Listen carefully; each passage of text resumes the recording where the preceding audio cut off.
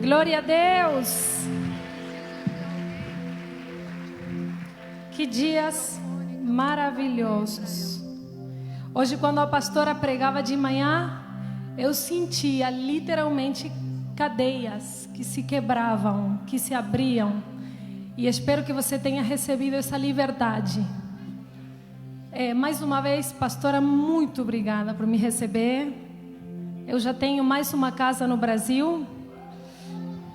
E ainda é melhor do que a minha casa, né? Que a minha casa é eu que pago as contas, eu que limpo. Aqui, olha, aqui me atendem, pagam as contas. Eu acho que eu vou voltar muitas vezes.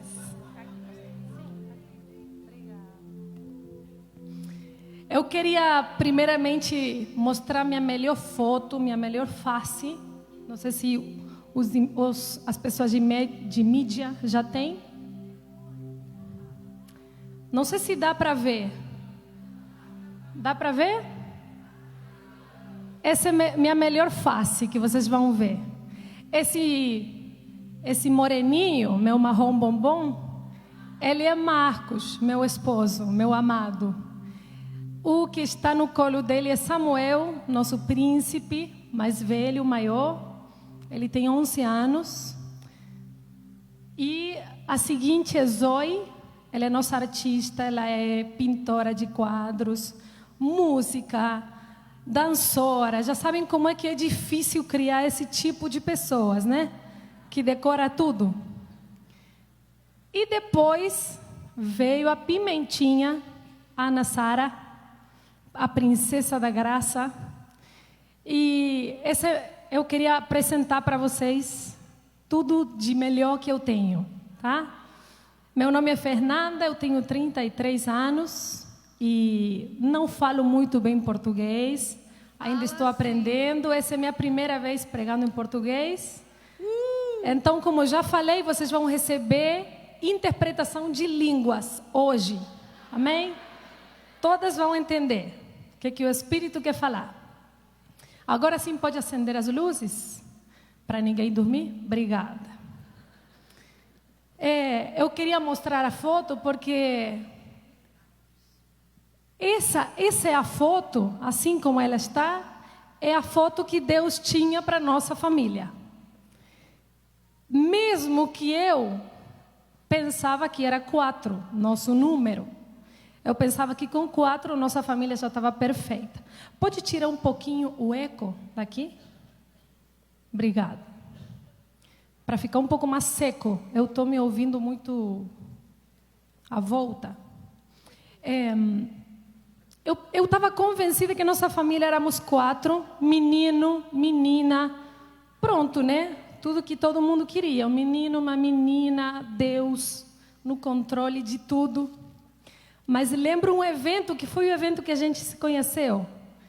Aí eu estava adorando, uma pessoa começou a falar sobre Paulo, como Paulo ele foi sacrificado pelo Evangelho.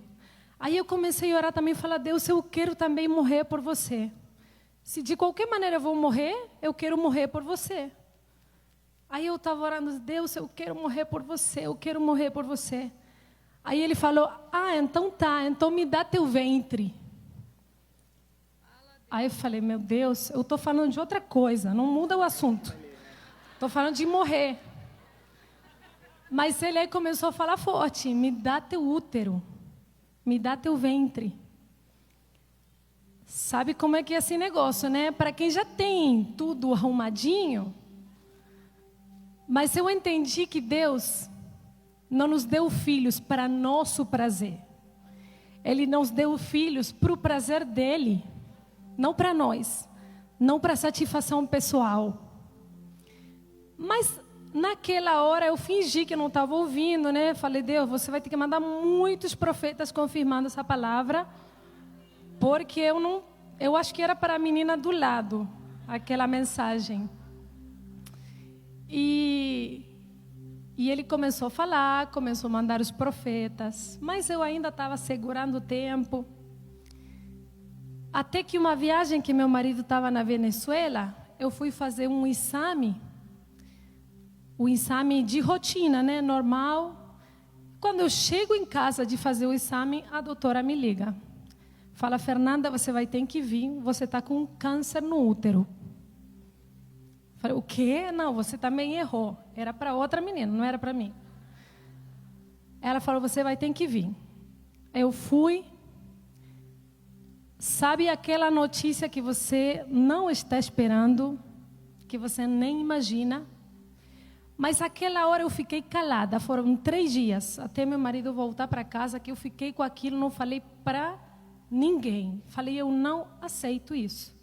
Não é para mim. Então, quando meu marido voltou, eu falei, contei. O médico me ligava todos os dias. Você tem que vir, temos que tirar esse útero. Temos que tirar esse útero. Você já tem filho, já tem menino, menina. Já sabe como é que é a neurose que fica sobre o câncer, né? Que eles acham que amanhã já está pegando tudo o corpo. Então, eu guardei aquilo, falei só para o meu esposo e a gente começou a orar. Falamos para os nossos pastores, só nós dois, e ficamos 1 mês, jejum e oração, sem falar para ninguém e sem ir no médico. Eu não falo que isso seja para todo mundo, mas para nós, esse era o desenho de Deus. E aí a gente começou a orar. E nossos pastores são médicos, os dois. Então eu lembro que eles estavam com mais medo que a gente. Que médico sabe que é um câncer de útero, né? E uma dessas vezes que eu estava orando, o meu marido falou do lado, o diabo está pedindo teu útero. Aí eu falei, meu Deus, será que é tão importante esse útero? Que Deus quer o útero, o diabo quer o útero. Tem um monte de útero. Mas tem que ser esse. E sabe que eu entendi que não é meu útero que é importante. É todo útero que o inferno quer. E é todo útero que o inferno quer, porque primeiramente Deus quer. Tem um desenho espiritual sobre os úteros. Que por isso que a pastora falava hoje, como naqueles relacionamentos de promiscuidade, espíritos vêm e habitam no útero. Nossos úteros são contaminados, totalmente contaminados com fornicação. Por isso que hoje o tema sexual está tão liberado, assim tão que parece que não é nada, é um trâmite, se diz um trâmite. Mas não é de graça, nada disso é de graça. Espíritos ficam no corpo até a morte, até levar o corpo. Resumindo, a gente ficou 1 mês orando. Depois de 1 mês, fiz os exames, não tinha câncer nenhum. Não tinha uma célula de câncer. Aí entendi que Deus estava falando sério, né? Que queria meu útero. Então eu falei, Deus, tá bom. E aí apareceu a Pimentinha, nossa Ana Sara, a princesa da graça. Amém. Antes de começar a palavra, eu queria orar com vocês. Queria que tomemos 1 minuto para tomar consciência da pessoa mais importante desse lugar. Amém? Vamos, na nossa mente, no nosso espírito, apagar as luzes de tudo que temos ao redor. Vamos calar o som da alma. Minha irmã, Deus trouxe essa tarde, essa manhã, esses dias, a pessoa mais importante, que é o Espírito Santo. E Ele está aqui conosco. Espírito Santo, nós te damos toda a liberdade, toda a liberdade, toda a liberdade. Espírito Santo, vai profundo em nós, onde nada pode entrar, só tua mão, só teu Espírito. Aquelas áreas profundas que nem foram reveladas a nós. Entra, Espírito Santo. Entra, Espírito Santo. Entra, entra, entra. Entra e lava com as tuas águas aquelas áreas profundas. Irmã, com a tua boca, dá autoridade ao Espírito Santo dele entrar e limpar as áreas que só ele pode limpar. Ora a ele e fala: Espírito Santo, eu te dou liberdade. Vai profundo em mim. Vem profundo em mim. Assim como eu quero ir profundo em ti também. Vem profundo em mim. Limpa cada célula do corpo. Limpa cada espaço da alma. Limpa meu espírito.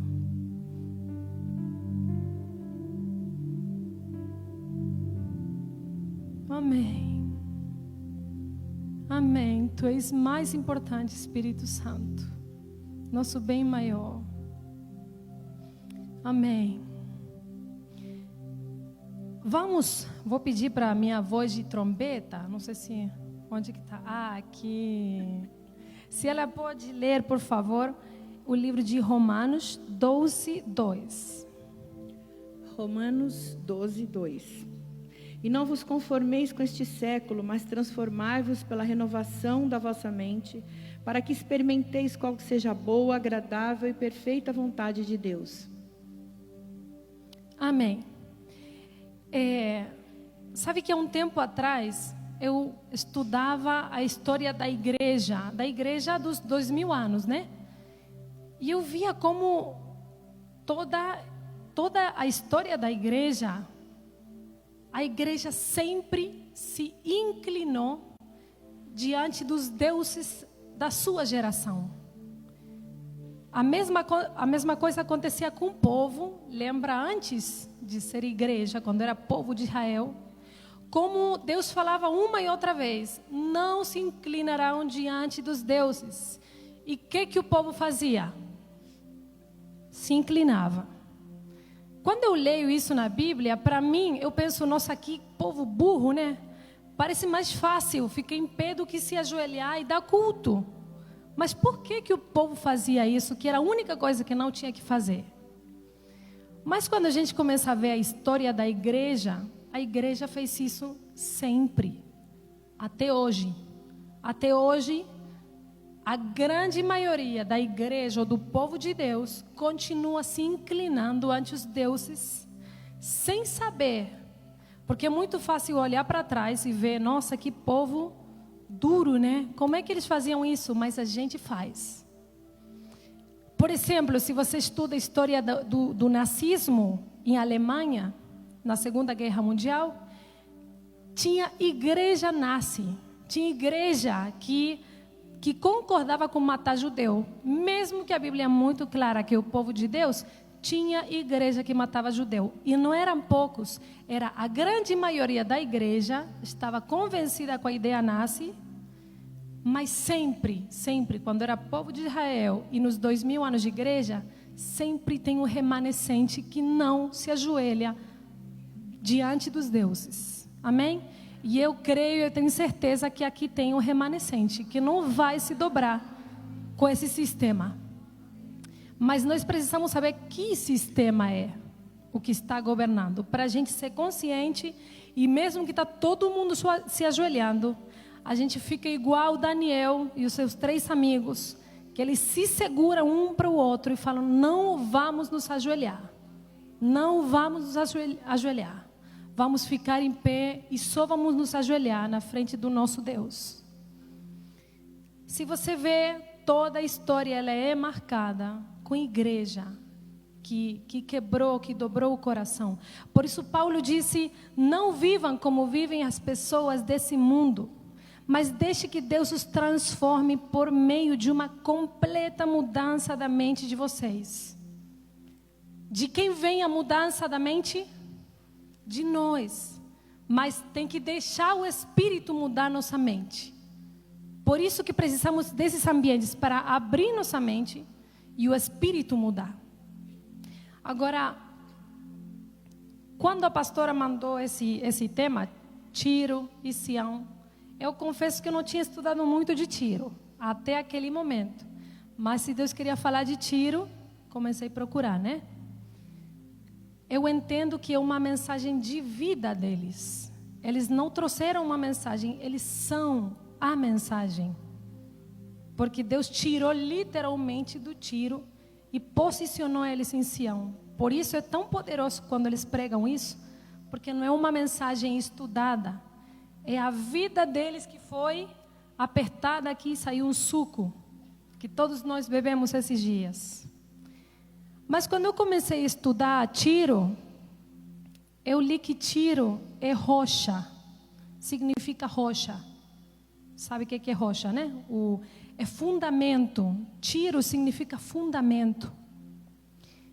Então, quando eu comecei a estudar os diferentes versículos, capítulos da Bíblia que falam de Tiro, por exemplo, Ezequiel 27, ele fala dos comércios de Tiro.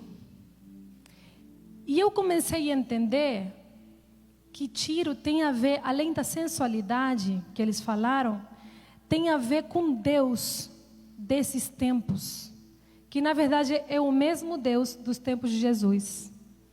Lembra que Jesus não repreendeu Jezabel, não repreendeu Leviatã? Quem foi o único que Jesus colocou no nível dele? Lembra quem foi?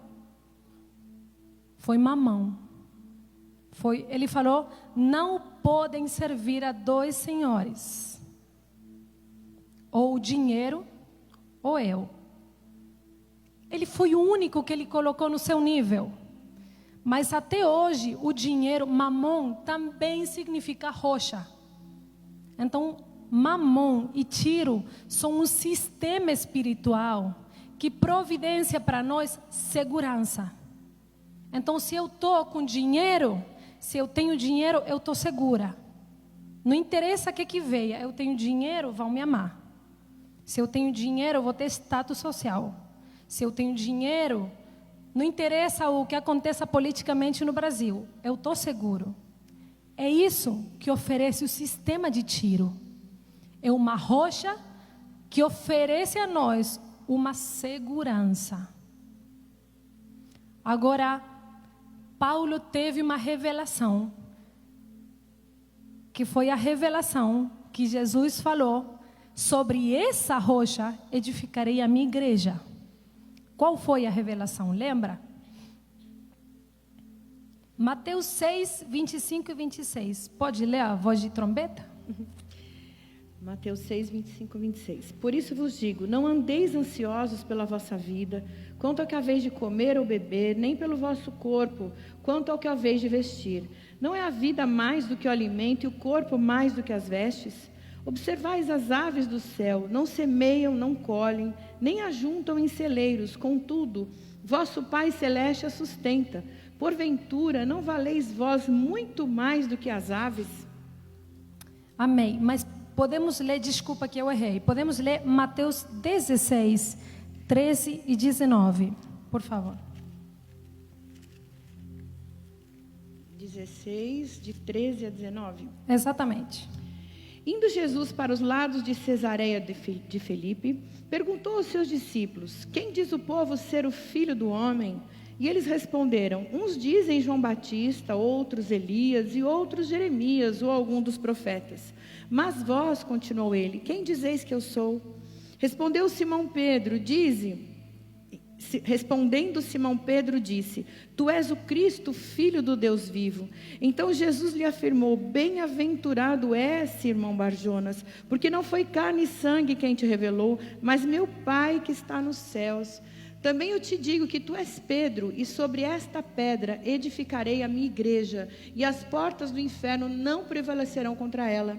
Dar-te-ei as chaves do reino dos céus, e o que ligardes na terra será ligado nos céus, e o que desligardes na terra será desligado nos céus. Amém. Sabe que a Igreja Católica pegou esse versículo e eles acharam que a pedra sobre a qual Jesus edificou a sua igreja é Pedro. Por isso que começou o papado e até hoje não acaba. Mas aí tem um erro. o que Jesus está falando é sobre essa pedra que é a revelação de Cristo. Eu edificarei a minha igreja. A revelação que Pedro teve. Por isso nós precisamos ser expostos a ambientes de revelação. Porque se a gente não compreende que nossa rocha é a revelação de Cristo, nós vamos ficar na outra rocha paradas, no tiro, no amor ao dinheiro, na dependência do dinheiro. Amém? Agora, eu sei que não acontece com vocês, que são mulheres de outros lugares que estão firmes sobre tiro. Não é vocês. Tenho certeza nisso. Mas mesmo assim, vamos fazer um teste para ver se você e a irmã que está do seu lado está sobre tiro ou está sobre a rocha que é Cristo. Amém? Eu vou fazer algumas perguntas. Tem que ficar de duas em duas para entre vocês falar a resposta. Agora eu faço primeiro a pergunta: quem de vocês tem certeza que a sua rocha é Cristo? Todas têm certeza, né? Sabe que a rocha, ela é fundamento, ela é a mesma coisa que a raiz da árvore, que o fundamento de um edifício. A rocha é isso, é o fundamento. Agora, todos nós podemos achar que o fundamento da nossa vida é Cristo, até que aconteça algum problema, até que aconteça alguma dificuldade. Por exemplo, quando a gente sabe se o fundamento dessa igreja, do edifício, estava bem feito? Quando vem um terremoto, quando vem algum chacoalhão forte, aí a gente sabe se o fundamento era certo ou era ruim. Mas alguém alguma vez viu o fundamento desse lugar? Nem os pastores conhecem o fundamento. Porque o fundamento tem a capacidade que ninguém vê, mas ele sustenta tudo o resto. Como a gente conhece a raiz de uma árvore? Alguém já viu a raiz da árvore? Só quando a árvore é arrancada. Agora, a gente sabe se essa raiz era boa ou ruim quando vem os ventos. Começa a soprar, aí você vê se a raiz é boa ou é ruim, né? Como sabemos se Cristo é o fundamento, o tiro é o fundamento? Porque quando começam a vir os ventos e as provas na nossa vida, aí fica exposto o que era, qual era a motivação do coração, qual era a nossa rocha. Amém? Agora eu quero pedir para vocês, eu vejo muitas vocejando. Vamos começar de dois. Primeiro chacoalha aí a irmã, fala que o vento vai vir. Tem que ficar acordada. Vai pegar um cafezinho lá atrás e volta. Acorda, irmã. Ainda falta muito. Vamos ser das noivas que ficam acordadas, cheias de olho, até nosso amado voltar. Amém? Eu vou fazer algumas perguntas. Se você vai falar, tem que primeiro prometer, como os que vão na frente da justiça, falar a verdade e só a verdade. Tá? Fala, prometo, bota a mão na Bíblia, no coração e fala, prometo dizer a verdade, somente a verdade. Se diz assim aqui também? Então. Vou fazer umas perguntas se você vai contestar a verdade. Não qual seria o ideal, a resposta ideal. Não. Lembra a última vez que aconteceu contigo? Como você reagiu? Primeira pergunta. Quando eu quero comprar alguma coisa de grande valor, para quem eu consulto primeiro? A quem eu consulto? Eu consulto primeiro para as pessoas que me rodeiam, seja minha mãe, minha irmã, meu marido. Segundo, eu consulto meu orçamento do mês. Eu vou e vejo, então está sobrando, eu posso comprar. Terceiro, a Deus. A quem eu consulto primeiro? Fala sério, hein? Não pode mentir. É para a mulher que está do teu lado, você tem que falar para ela. Mulheres, será 1, 2 ou 3, não era tanta fofoca. Era 1, 2 ou 3?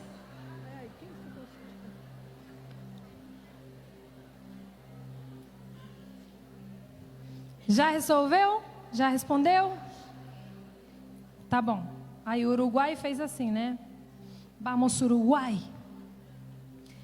Pergunta 2. Quando eu estou doente, ou seja uma dor de cabeça, qual é a minha primeira reação? Não estou falando que a segunda, a terceira esteja mal, mas qual é a primeira reação? Eu vou para o médico. Eu vou para os remédios, aí começa uma dor, eu tinha aqui na minha bolsa um remedinho, pum, enfio o remédio. Ou ora a Deus. Qual é a sua primeira reação?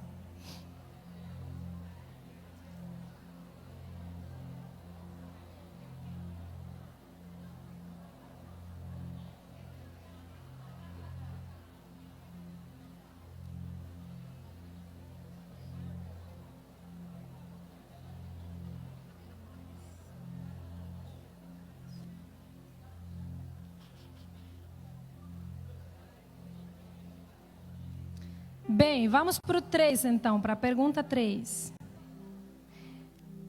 Quando eu estou numa situação difícil, para quem eu vou primeiro? Quem eu procuro primeiro? Meu pastor, o líder, os meus amigos, ou alguma família, ou a Deus? Ai, que boazinhas que são todas, a Deus. Fala sério, fala a verdade. Aconteceu um problema, alguma fulana te fez alguma coisa. Aí a fofoca está queimando na língua. Você vai a Deus, apresenta na frente de Deus e ora por essa fulana que falou mal de você? Vai a Deus? Amém. Ou você vai na líder e reclama.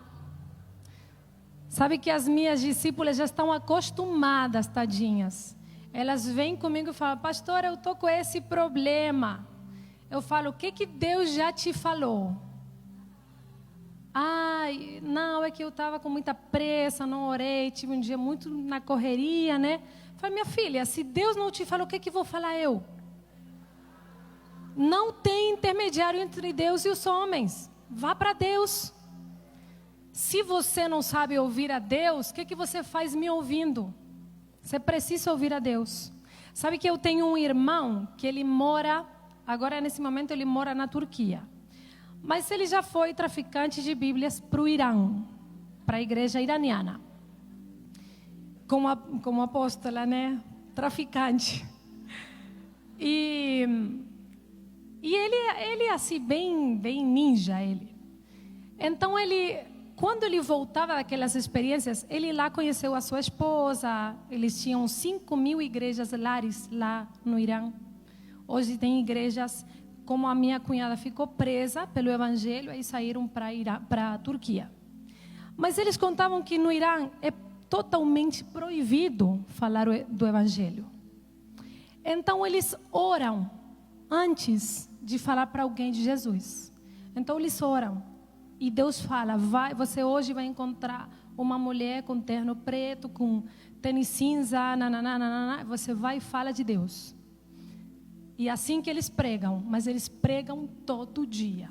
Todo dia eles estão pregando. Então ele encontra aquela mulher, meu irmão vai e prega. Mas como a igreja ela é perseguida, é matada, ficam presos e tal. Sabe o que eles fazem? Eles falam, olha, esse é Jesus, esse é o Espírito Santo. Quer receber o Espírito Santo? Recebe agora. Amém.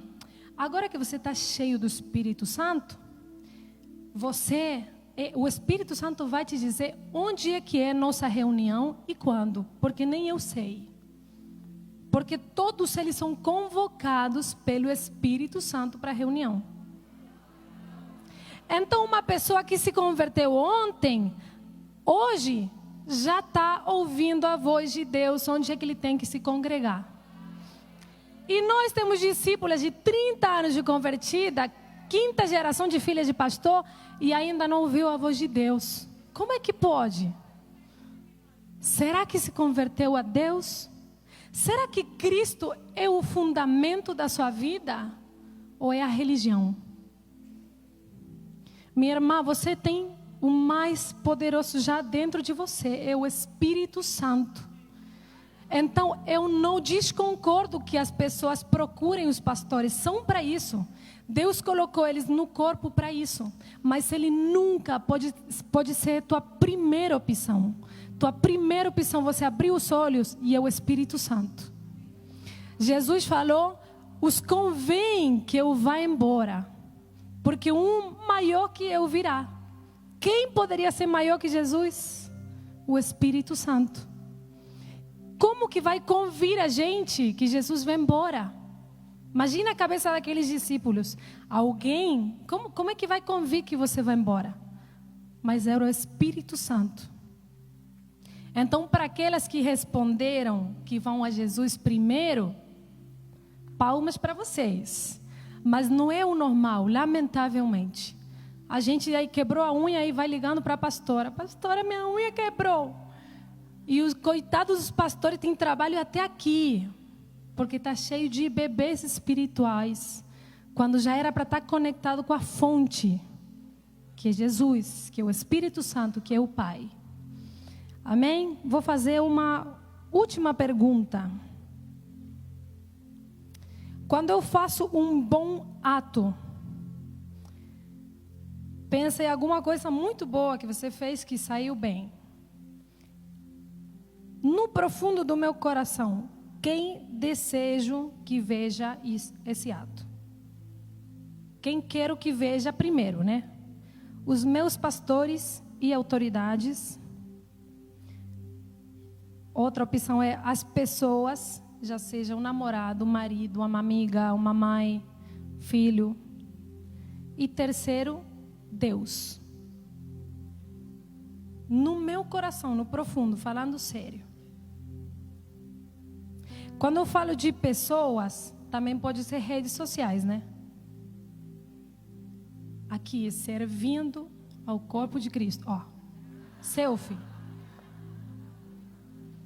Ou aquelas selfies que eu sei que aqui não acontece, mas lá acontece. Mulheres assim, bonitonas, foto e fala um versículo embaixo. O que tem a ver o versículo com isso? Não sei. Mas quem eu estou querendo que veja aquilo bom que eu faço? Como eu falei antes, quando vem tempestade, a gente consegue ver qual é o fundamento. Se o fundamento era bom ou era ruim. Mas essas coisinhas que eu falei, uma doença, uma decisão econômica, uma situação, ou alguma coisa boa, elas são pequenas tempestades, muito pequenas, que nós vivemos dia a dia. Pequenas tempestades. E que mostram qual é o fundamento da nossa fé. Eu já conheci mulheres que tiveram que enterrar um filho. Isso é uma tempestade de verdade. Isso mostra o nível dessa fé. Isso mostra uma raiz. Eu tenho uma amiga muito querida. Ela teve que enterrar 2 filhos. Em diferentes momentos da vida. Quem é mãe entende, né? Os 2 homens. Ela tinha 4, 2 meninas, 2 meninos. Os 2 meninos, momentos muito diferentes, morreram. Aquela mulher é só alegria. Ela é uma pastora de Deus. Ela ministra restauração, alegria para todo mundo. Porque sabe qual a rocha naquela está firme e forte? Em Cristo. Só alguém que vive sobre Cristo pode tomar decisão não pelo se o real subiu, desceu, se eu tenho dinheiro na minha conta ou não. Isso não é o que vai me guiar. O que vai me guiar é o que Deus está falando. Agora, se você tem um problema, pergunte a Deus. Se você não sabe ouvir a Deus, então teu problema já não é o problema. Teu problema é que você não sabe ouvir a Deus. Entendeu?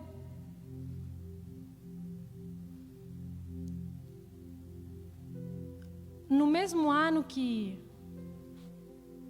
nós enfrentamos o câncer, no mesmo ano Deus falou que Ele ia...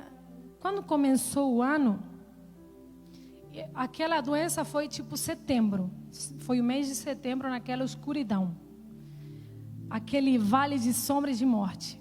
Mas aquele ano, quando começou, era 2014, a gente estava levantando um altar de adoração que Deus tinha pedido para nós levantar na frente da Casa Rosada, que não sei se conhecem, a casa de governo lá na Argentina. Tipo a Casa Branca dos Estados Unidos, a nossa é pink.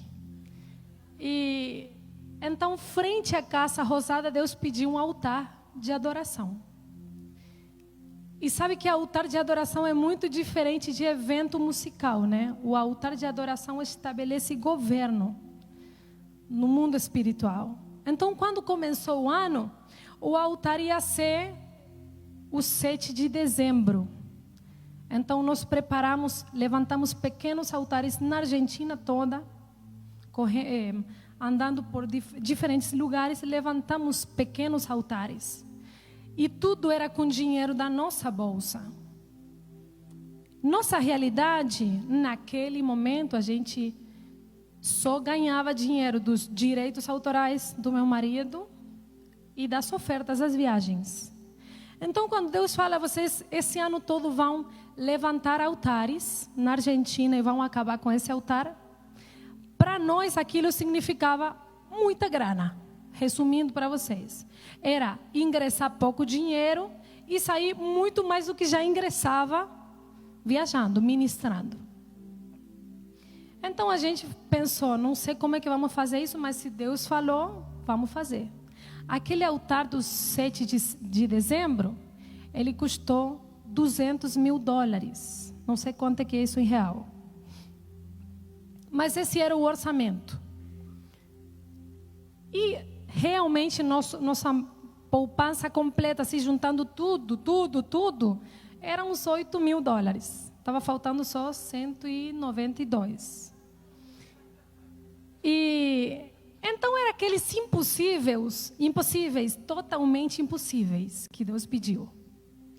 Mas quando começou esse ano que Deus falou sobre o altar e tal, Ele falou: esse ano vocês vão derrubar Mamon. Mamon, sabe qual é, né? O espírito, não a fruta. Mamon, o espírito. Então aquele ano eu pensei, nossa, eu que gosto de guerra, eu segurei assim os braços e fiquei, Deus, eu estou pronta. Mas em setembro veio aquilo que eu falei para vocês do útero. E todos os meses foi ver a mão de Deus no econômico. Agora, sabe que esse sistema de tiro, de Mamon, que é a mesma coisa com diferente nome, ele oferece segurança sobre 2 pilares: economia e saúde. São as duas que nós enfrentamos esse ano: saúde e economia. E a pergunta o tempo todo era: em quem você acredita? Em quem você acredita? Eu tenho que confessar a vocês que quando eu estava naquele vale de sombra de morte, eu pensava, meu Deus, eu estou te servindo, eu estou dando tudo, e um câncer? Essa é a paga para uma filha. Mas foi ver a mão de Deus, que Ele estava tirando do interior de nós aqueles fundamentos, aquele fundamento incorreto, que a gente, sem perceber, acaba se ajoelhando ante esse sistema. Sem perceber, a gente acaba consultando. Aí Deus fala, vá para Portugal. Aí você fala, deixa eu ver se eu consigo. Deixa eu ver quanto é que eu tenho aqui. Ai, não, apóstolo, dessa vez não vai dar. Não, eu estou com muitas contas. Mas sabe qual é o problema? O problema não é somente quando nós não temos dinheiro. Eu acho que é mais perigoso ainda quando temos dinheiro e não consultamos mais a Deus. Sabe quantas vezes A gente recebe convites para lugares. Vem aqui o estádio, 40 mil pessoas, 60 mil pessoas. Vem aqui, a oferta vai ser tal. A gente nunca pede oferta nenhuma. Nunca, jamais. Mas se eles falam, a oferta vai ser assim, vai ser assá. E Deus fala, olha, filho, essa data eu quero você na Cuba. E a gente vai para Cuba e tem 3 pessoas, literalmente 3 pessoas, que a gente vai ministrar. E Deus é assim, Ele é engraçadinho desse jeito. Ele pede o que nosso coração não está disposto, mas assim que Ele vai formando o nosso coração, vai mudando ele.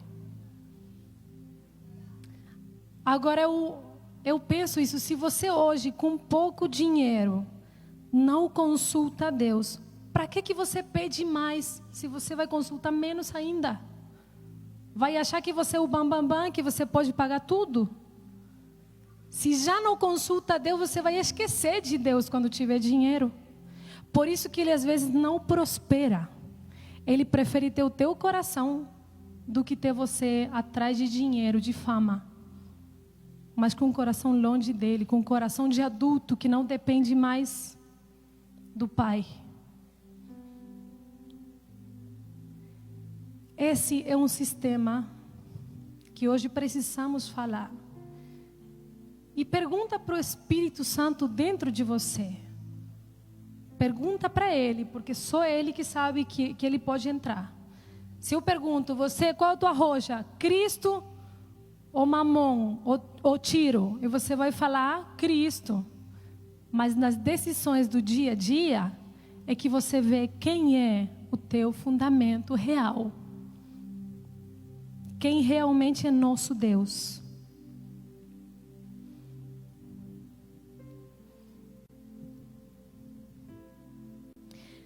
Agora, Sião.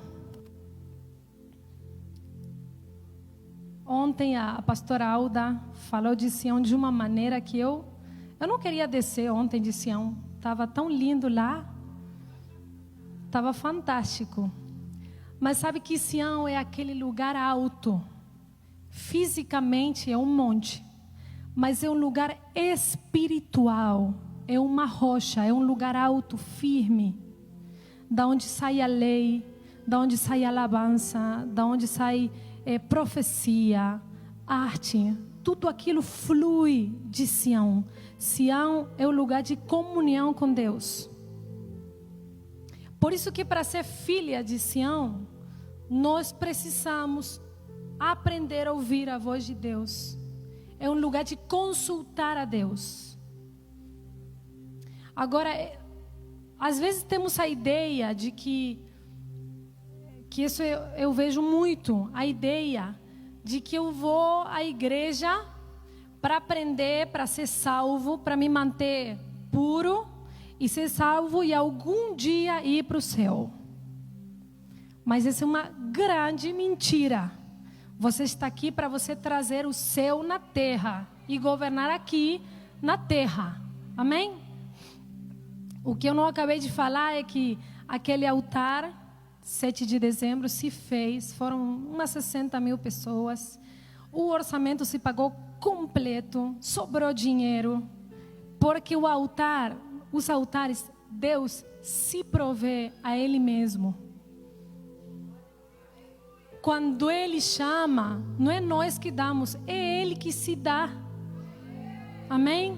Se Ele te convida para fazer alguma coisa para Ele, não é você que está fazendo, é Ele que vai fazer. Aquele altar, Ele pagou completo. Só precisava alguém que acreditasse, alguém que andasse, alguém que não perguntasse o orçamento. Agora, naquele altar, aquele dia, eu poderia falar muitas coisas do que aconteceu no mundo espiritual, mas literalmente, potestades da história da Argentina foram tiradas naquele dia, naquele momento, pela glória de Deus. Não foi uma noite de música. Depois, se vocês querem ver no YouTube, tá aquele dia completo, às 6 horas de altar de adoração. Ano passado, não, o outro, fizemos a mesma coisa. Deus mandou a gente fazer um altar de adoração em Miami. Só que essa vez, Deus vai esticando a fé, né? O orçamento era de $400 mil. E nossa poupança já estava bem maior, já estava em 30 mil. Só faltava 370 mil. Só isso. Mas nem vendendo tudo que a gente tem, nem o rim, nada, a gente não conseguia aquilo. Ou ele se providenciava, ou a gente ficava envergonhado. E 2 semanas antes, estavam faltando 300 mil. 2 semanas antes do altar. A gente já tinha exprimido assim todas as poupanças da nossa equipe. A nossa equipe são todos músicos. Não tem empresário nenhum. São só musiquinhos aí com violão e só isso. Coração lindo, mas ninguém tem grana. Então era Jesus, só temos o coração para te oferecer, só isso, mais nada. Mas ele aceitou o coração. E ele se providenciou. E aquele altar sobrou dinheiro. Com o dinheiro que sobrou, a gente fez outro altar na Venezuela. E agora, esse final de ano, 7 de dezembro, estamos fazendo um altar no Chile. Tudo com o dinheiro que sobrou daquele. Claro que ainda temos que pagar, porque esse ano o altar do Chile, Deus pediu, levanta o altar e levanta um lar de crianças para um orfanatório. Só que não vai ser para... Eles não vão ser órfãos, vão ser filhos. Então a gente fala uma casa de crianças. Então o orçamento agora está começando a engordar de novo. E Deus vai dar, a gente já está espertinho no assunto. Mas ele vai aumentando, né? Sempre vai levando nossa fé de glória em glória. E ele vai se glorificando sempre, cada vez mais. Mas sabe que todas essas vezes, o orçamento nunca dava. Nunca dava. E eu posso contar muitas histórias. Cada aluguel nosso, como casal, como família, nunca nosso orçamento deu para o que a gente escolhia, para o que Deus mandava. Mas nunca passou do dia 10 e a gente tinha pago o aluguel. Porque quando ele convida, ele paga, porque ele é um cavaleiro. Ele é um homem de verdade. Se diz cavaleiro? Ele convida e ele paga. A gente só tem que acreditar. Então, para quem está parado em Sião, você só tem que acreditar no que ele fala e andar. Acreditar e andar. Acreditar e andar. Só isso. Mas começa por ouvir a voz dele. Agora, essa é a maneira de você trazer o céu para a terra. É a fé. A fé é o conector entre o céu e a terra. Sabe que aquela besteira de ideia que temos que quando morrer vamos para o céu, tem acabado com a igreja. Deus está esperando pessoas que tragam o céu para a terra, que governem aqui na terra, com adoração, com intercessão, com declaração, caminhando no que Ele fala, andando. Eu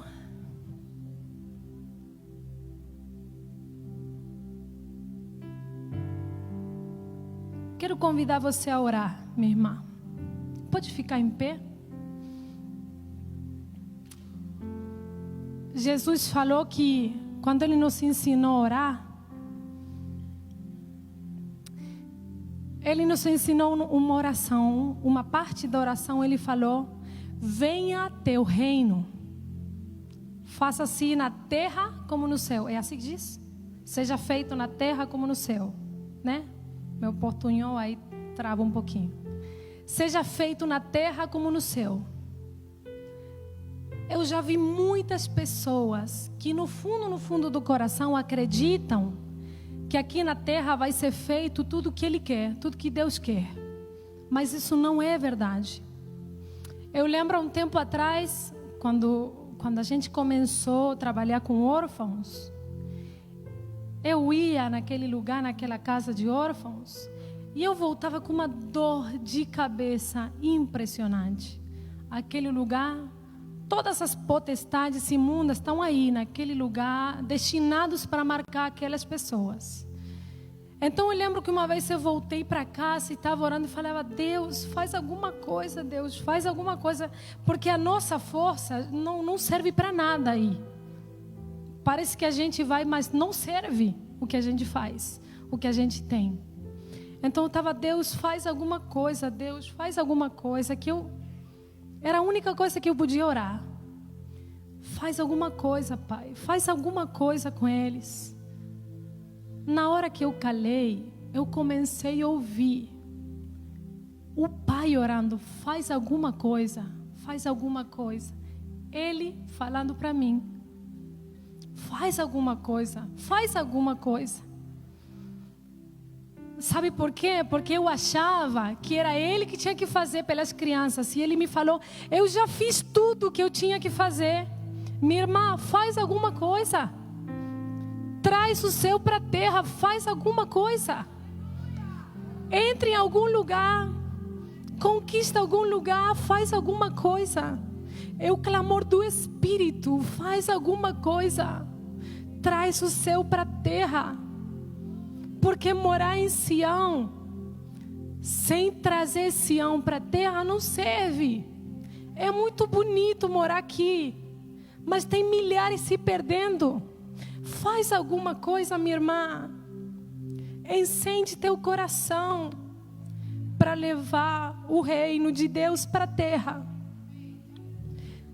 Eu quero pedir para você orar, entrar em oração.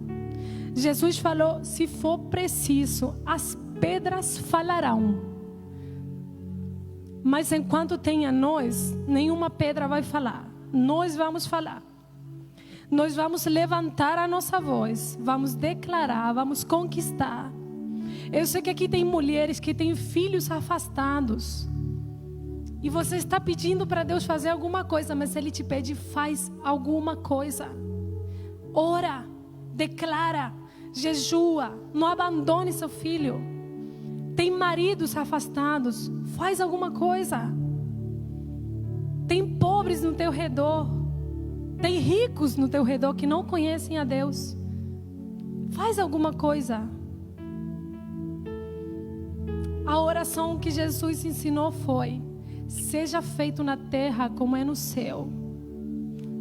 Se junta um dia duas e começa a orar. Começa a trazer. Ora pelo teu marido. Se é pelo teu marido, se é pelo teu filho, se é pela tua mãe, pela tua vizinha, pela tua irmã, pela escola, pela faculdade onde você vai. Se junta com alguém e começa a clamar: seja na minha faculdade como é no céu, seja na minha casa como é no céu, seja na minha família como é no céu. Mas ora, faz alguma coisa.